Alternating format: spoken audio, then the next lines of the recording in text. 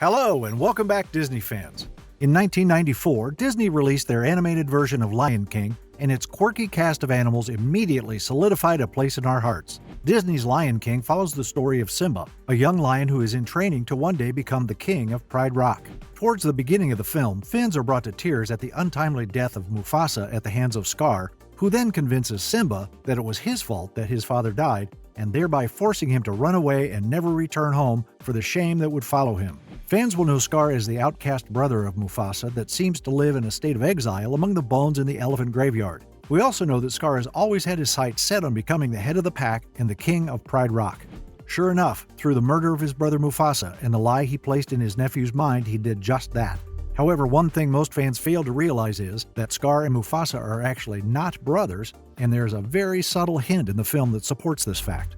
As we know, both Scar and Mufasa refer to each other as brothers several times throughout the film, but it's clear from the very start that they have very different genetics, especially when you look at their mane color and overall lion physique. At first, fans theorized that Scar and Mufasa had the same father, but different mothers.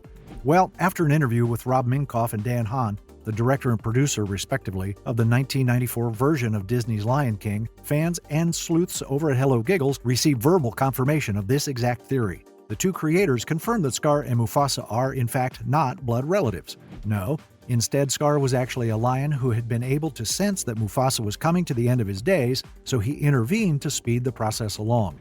And with Mufasa out of the picture, Scar would be the leader of the Pride. Rob and Dan mentioned that they had discussed this a lot and just came to terms with that realistically, Scar and Mufasa would not have both had the same parents.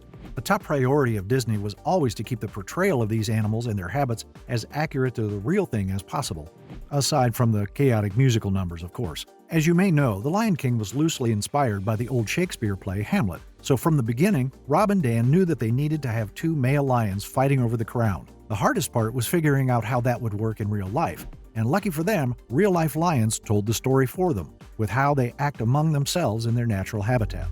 As we know, Disney and Pixar do their best to maintain accuracy in the portrayal of people and animals. This is no different in Disney's Lion King, and it's expressed heavily in one of the opening songs, The Circle of Life, which accurately portrays the food chain and how important it is to the ecosystem that surrounds these animals.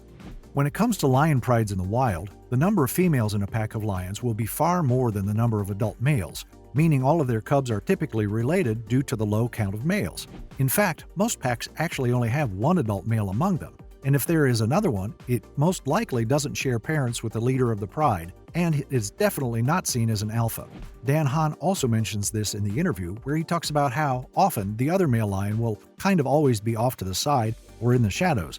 And who is always away from the pride in the shadows? Scar.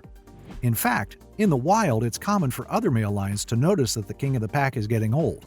And more often than not, they will kill the older lion, along with any male cubs, thus becoming the new leader and the only male in the pack. This will end up sending the female lions into heat and ready to mate and repopulate. So it's a pretty safe assumption that Scar, being the outcast, would see the opportunity to assert himself as king as soon as he could. By simply going rogue and killing his metaphorical brother, it would seem Scar always had his eye on being the king no matter what his status was in the group. And to wrap this all up, did you happen to catch the offhand comment Scar says at the beginning of the film? As far as brains go, I got the lion's share. But when it comes to brute strength, I'm afraid I'm at the shallow end of the gene pool. The shallow end of the gene pool. Originally, many fans associated this line with meaning that Mufasa, being much larger than Scar, got the stronger physical genes from their parents. But after learning how lions act in the wild, this takes on a different meaning entirely. It's safe to assume that when Scar said this, he was referencing how Scar and Mufasa most likely had different parents, or at least one different parent. Thus, Scar was a member of the family, but only by being in the pack, explaining why Mufasa always held a higher status and was constantly in the limelight. This lines up directly with how a pack of lions act in the wild, with the male being outnumbered by its female counterparts. It's no secret that Disney and Pixar have always tried to portray their characters accurately to the species that they choose to anthropomorphize.